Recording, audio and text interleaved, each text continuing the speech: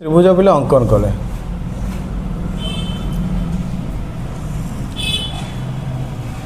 ये गोटे त्रिभुज कले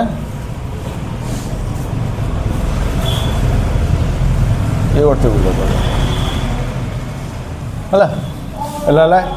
A B C Etah P Q मनकर are आगे ये दुटा त्रिभुज सर्वसम बोले आम केमती कहवा ऋषिकेश के कहवा लक्ष्मीप्रिया केमती कहवा प्रत्येक भाव दुईटी त्रिभुजर गोटे भाव सहित अन्य गोटे भाव सहित एमती तीन भाव परस्पर कौन सहित सामान है तापर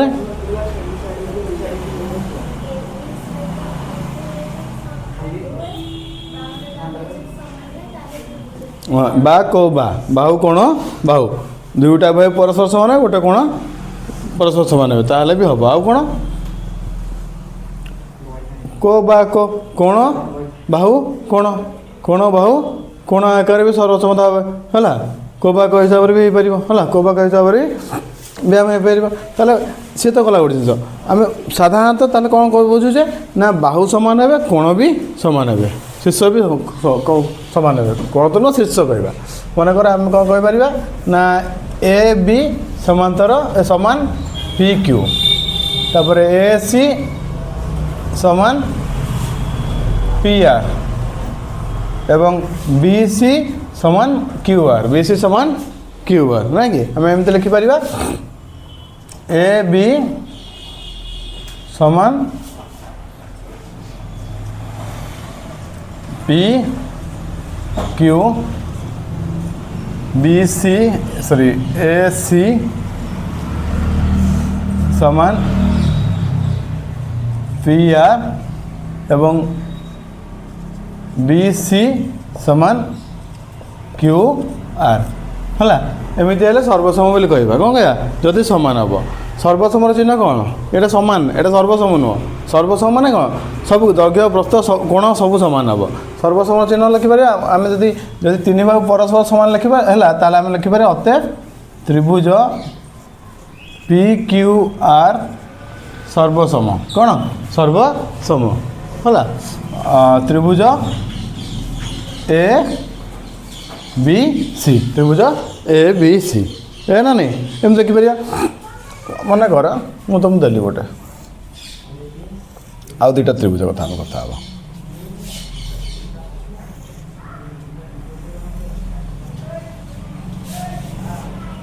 ए बी सी आ गोटे है पी क्यू आर मन कर आमर कोण बी समान 60 डिग्री कोण एम एंगल सी समान मन कर 70 डिग्री ताले एम एंगल ए केते हबो भाविला यदि बी 60 सी 70 ताले ए केते हबो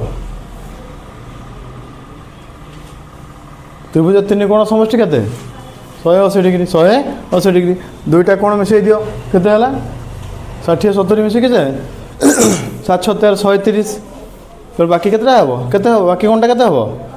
50 डिग्री हम आम ए कोणटा केते हला 50 डिग्री है सेमती आम लिखिले एम एंगल पी समान 50 डिग्री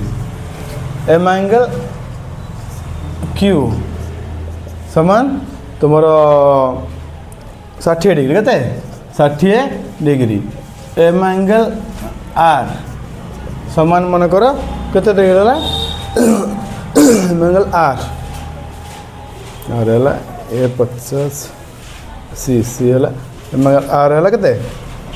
70 डिग्री केते डिग्री 70 डिग्री है आम कहीपर कि त्रिभुज दुटा सर्वसम बोली बी कोण समान 60 क्यू कोण समान 60 सेमती ए कोण समान 50 डिग्री पी कोण समान 50 डिग्री है एवं सी कोण समान है 70 डिग्री केते सी कोण 70 डिग्री आर कोण केते हला ना 70 डिग्री हला ताले हम त्रिभुज दुटा सर्वसम कहि परिबा ना नहीं कहि परिबा हैं तुम निजे अंकन करिवो मु तुमको देबी ए दी कोण कोण ए भलिया थैकरी हला दुटा त्रिभुज अंकन कर भूमि जहाँ तुम इच्छा नब भूमि जहाँ सेमती इच्छा नब नहीं जब तुम त्रिभुज दुटा अंकन कर सर्वसम हे ना हेनी कोण को सर्वसमता नहीं कोण कोण कोण सर्वसमता नहीं कहीं नहीं बिले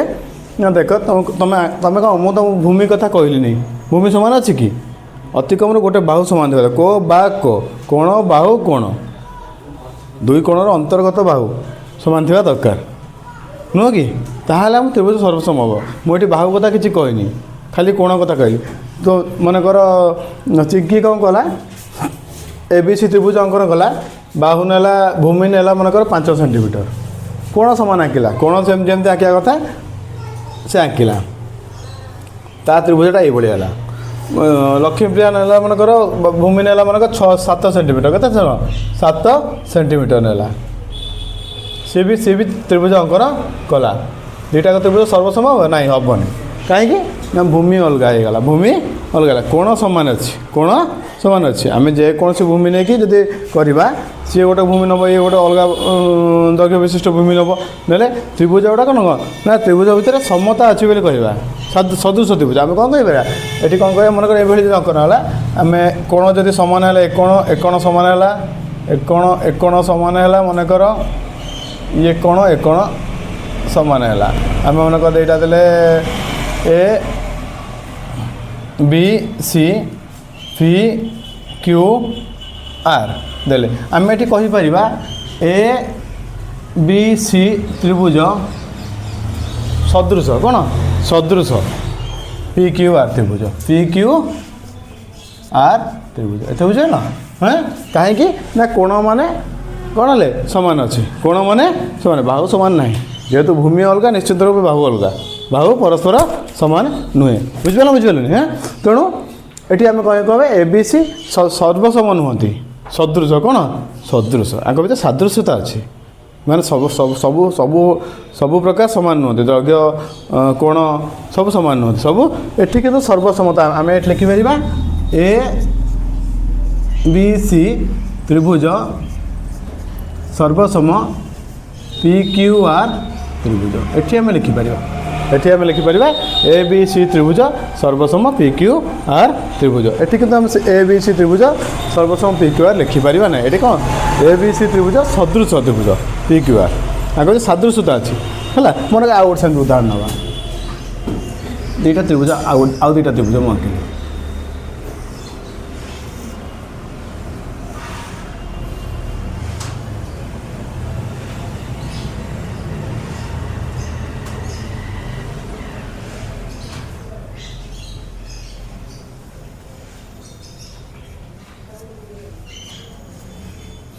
मनकर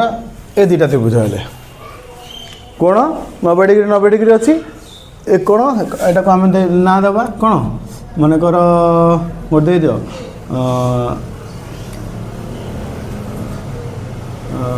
XYZ आउ गोटे ABC ए दुईटा त्रिभुज देदेले ये कौन है Y कोण B कोण संगे सामान है एवं Z कोण C कोण संगे सामान है बुझल एवं X कोण A कोण संगे सामान है सर्वसम हे ना कोण मान सामान अच्छा कि बाहु मैंने पे सामान ना मुझे कौन से लिखी ना जे बाहु सामान कौन से लिखिनी बाहु सामान कोण सामान अच्छा तेणु ये सदृश नुहति एमाने सर्वसम नुहति एमाने खाली सदृश कौन हे एमाने खाली सदृश ये आम लिखिपर कौन ना त्रिभुज XYZ सदृश है क्या सहित अच्छे सदृशता क्या सहित अच्छे ना त्रिभुज ABC है एम सदृश त्रिभुज एम सर्वसम नुहति कि ये सर्वसम है जेहेतु कोण कौन है ना कोण सामान है बाहु भी सामान है ये सर्वसम हम ये भी सर्वसम हम है ना ना यहाँ सर्वसम यहाँ खाली सदृश हम यहाँ सदृश है ये सर्वसम हम है सरी जदि आम ये कौन करवा ना जदि गोटे बाहु को समान करदे ए बाहु जो समान हे ये सदस्य मैंने सर्वसम हो कौन हो को बा कोरे सर्वसम हो ये बा बा बा बाहु बाहु हिसाब से बाहु बाहु बाहु सर्वसमतार ये कौन हे सर्वसम हे ये दुटा त्रिभुज सर्वसम कि से सर्वसम हे खाली सदृश आम कौन कह जेहेतु कोण मान सामान तेणु कौन सदृश त्रिभुज यहाँ है सदृशता और सर्वसमता भितर पार्थक्य कोण सामान हो गले सदृश हो पार सर्वसम हम ना कि अति कम आम सर्वसमता कौन बा बा बा बाहु बाहु बाहु सामान हवा दरकार कि बा को बा दुटा बाहु अंतर्गत कोण बा को बा दुटा बाहु अंतर्गत कोण सामान हवा दरकार कि को बा को दुईटा कोण अंतर्गत बाहु सामान हवा दरकार नुह कि हाँ नुह तेणु ये है त्रिभुजर सर्वसमता है तुम लेख काट काट बाहु समान पी क्यू एमती लिखा के लिखा ना A B Bahu सर्वसम P Q है हाँ एमती लिखा से कोण मान क्षेत्र लिखा मनकर ये देख बी कोण ए त्रिभुज देख बी कोण समान क्यू कोण लिखानी एमती लिखानी कौन लिखा बी कोण सर्वसम है क्यू कोण है ना बी अनुरूप कोण किए क्यू बी अनुरूप कोण करिए किए क्यू से बी बाहुर अनुरूप बाहु किए ना पी क्यू कौन पी क्यू ये लिखा है आउ गणित कौन करा जाए ना दीटा अनुरूप कोण को केमती लिखा जाए ना मनकर ए कोण पी कोण सहित अनुरूप ए अनुरूप पी भी लिखा जाए केते जगह एमती लिखा जाए ए अनुरूप पी ये ए अनुरूप पी माने आम कौन बुझा ए शीर्ष पी शीर्ष सहित सामान बा अनुरूप एका सेमती लिखा बी अनुरूप कौन ना क्यू सेमती लिखिपर सी अनुरूप आर सी अनुरूप आर सब कोण मैंने सब बड़ अक्षर इंग्राजी बड़ अक्षर रे है हाँ ओके अपर केस रे सब अल्फा इंग्लीश है आउ आम समान बदल सर्वसमता चिन्ह दबा कौन दबा सर्वसमता चिन्ह दबा है आम लिखा कौन ना ए सर्वसम पी है ये लिखा हाँ ये लिखिले से सब लिखा कौन ना त्रिभुज ना जहाँ देखा सर्वसम से आर त्रिभुज है हाँ आम पढ़ीचे कौन गोटे हूँ बा को बा बा बा बा बाहु बाहु बाहु सर्वसमता गोटे तापर बाहु कोण आउ बाहु बा को बा अच्छी तापर कोण बाहु कोण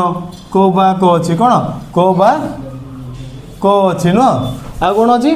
सकबा कौन सकबा समकोणी त्रिभुज करते मुझे टिके जो समकोणी त्रिभुज करी सम है आ गोटे अच्छी स क बा सकबा कौन ना समकोण कर्ण बाहु समकोण कर्ण बाहु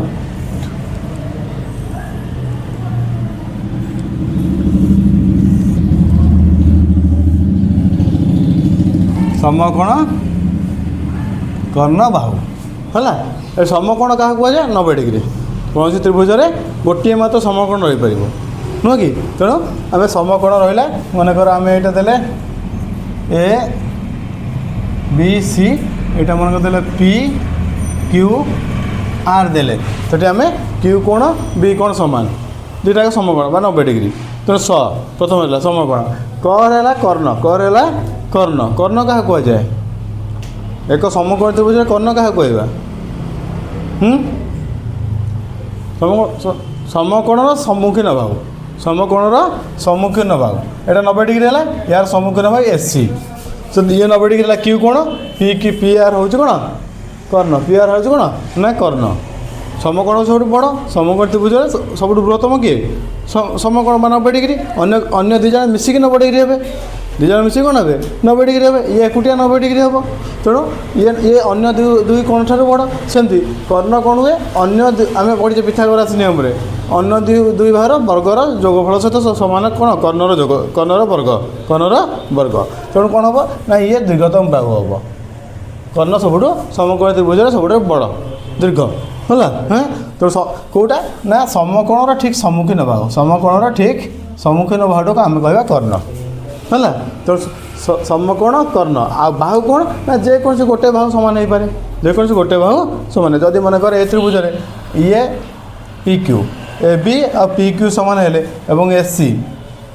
ଏବଂ ଇଏ ସମକୋଣ ହେଲା କ୍ୟୁ ହେଲା ସମକୋଣ ବି ହେଲା ସମକୋଣ ହେଲା ଆଉ କର୍ଣ୍ଣ ଏସ୍ ସି କର୍ଣ୍ଣ ପି କ୍ୟୁ ଯଦି ସମାନ ହେଲେ ତାହେଲେ ଆମେ କହିପାରିବା ତ୍ରିଭୁଜ ଏ ବି ସି ସର୍ବସମ ତ୍ରିଭୁଜ ପି କ୍ୟୁ ଆର୍ ସ କ ବା ସମକୋଣ କର୍ଣ୍ଣ ବାହୁ ହେଲା। ବୁଝିଲ କର୍ଣ୍ଣ ସବୁଠୁ ଦୀର୍ଘତମ ଖାଲି ସମକୋଣ ତ୍ରିଭୁଜରେ ନୁହଁ ଯେକୌଣସି ତ୍ରିଭୁଜରେ ଆମର ହେଉଛି ଯେଉଁ କୋଣ ବଡ଼ ତାର ସମ୍ମୁଖୀନ ବାହୁ ସବୁଠୁ ବଡ଼। ଯେଉଁ କୋଣ ସାନ ତାର ସମ୍ମୁଖୀନ ବାହୁ ସବୁଠାରୁ ସାନ ହେବ। ବୁଝିଲ ତ ଏଇଟା ନିୟମ। ଯେକୌଣସି ତ୍ରିଭୁଜରେ ଆମର ବୃହତ୍ତମ କୋଣର ସମ୍ମୁଖୀନ ହେବ ସବୁବେଳେ ବୃହତ୍ତମ କ୍ଷୁଦ୍ରତମ କୋଣର ସମ୍ମୁଖୀନ ହେବ ସବୁବେଳେ କ୍ଷୁଦ୍ରତମ ରହିବ। ଏଠି ଆମର କର୍ଣ୍ଣ ଯେହେତୁ ସବୁଠୁ ବଡ଼ କାହିଁକି ନା ଯେହେତୁ 90 ଡିଗ୍ରୀର ସମ୍ମୁଖୀନ ବା ସମକୋଣର ସମ୍ମୁଖୀନ ହେବ। ତାପରେ ଆଉ କେହି ସମକୋଣ ହେଇପାରିବେ 90 ଡିଗ୍ରୀ ହେଇପାରିବେ। ଦୁଇଟା ମିଶିକି 90 ଡିଗ୍ରୀ ହେବ ହେଲା। ଇଏ 30 ହେଲେ 60 ହେବ ଇଏ 45 ହେଲେ 45 ହେଇପାରେ ଇଏ 10 ହେଲେ ସେ 80 ହେଇପାରେ ହେଲା। ବୁଝିଲ ତେଣୁ ଇଏ ହେଲା ତ୍ରିଭୁଜର ସର୍ବସମତା ତୁମର ରହିଲା ହେଲା। ତୁମର କେତେ ନମ୍ବର ସେଇଟା ତ